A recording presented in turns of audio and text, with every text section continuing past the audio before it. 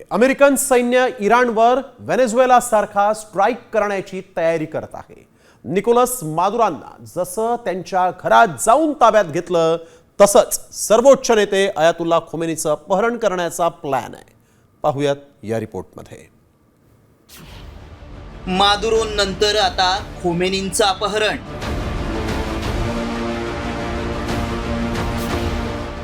America इराणच्या सर्वोच्च नेत्याला पकडणार।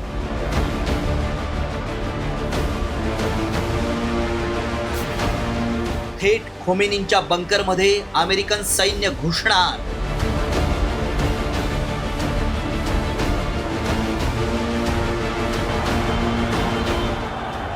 गेल्या काही दिवसांपासून इराण आणि अमेरिकेत तणाव वाढतोय। इराणमध्ये सुरू असलेल्या सरकारविरोधी आंदोलनात सुमारे 3800 नागरिकांचा मृत्यू झालाय। सार्वजनिक मालमत्तेचंही मोठं नुकसान झालंय। याच आंदोलनाआडून इराणचं सरकार उलथवून टाकण्यासाठी अमेरिका टपून बसलाय। आता थेट इराणचे सर्वोच्च नेते अयातुल्ला खोमेनींचं अपहरण करण्याचा प्लॅन अमेरिकेमध्ये शिजतोय।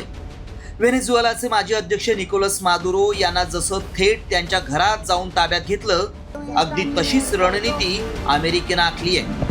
म्हणजेच अमेरिकन सैन्य इराणवर व्हेनेझुएला सारखा मर्यादित स्ट्राईक करण्याची तयारी करतंय। अमेरिकेचं लष्करी मुख्यालय पेंटागॉन आणि व्हाईट हाऊसनं खोमेनींच्या अपहरणाची कशी योजना आखली आहे पाहूया। निकोलस मादुरो यांच्याप्रमाणे खोमेनींच्या अपहरणाची ब्लूप्रिंट तयार करण्यात आली आहे। अमेरिकन नौदल हळूहळू समुद्रमार्गे इराणकडे येतोय। 18 दिवसांनंतर थेट खोमेनींना लक्ष्य केलं जाईल। अमेरिका त्यांच्या टॉमहॉक क्षेपणास्त्रांनी इराणच्या भूमिगत बॅलिस्टिक क्षेपणास्त्र तळांना लक्ष्य करेल। अमेरिकन विमानवाहू जहाजं अत्यंत प्रगत इलेक्ट्रॉनिक युद्ध प्रणालींनी सुसज्ज आहेत। हे क्षेपणास्त्र रोखणं अशक्य असतं।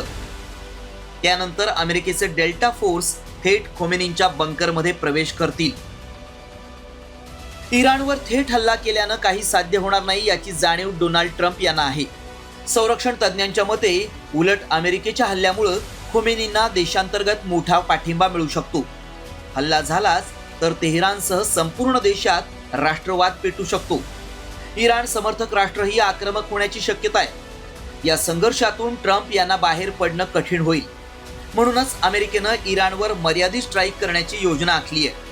दुसरीकडे इराणचे राष्ट्रपती मसूद पेझेश्कियान यांनी अयातुल्ला खोमेनींवर हल्ला झाल्यास युद्ध मानलं जाईल असा इशारा दिलाय।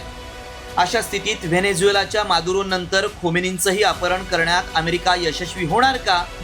इराण सुद्धा शत्रूवर प्रतिहल्ला करणार का? हे पाहणं महत्त्वाचं आहे। ब्युरो रिपोर्ट, साम टीव्ही न्यूज।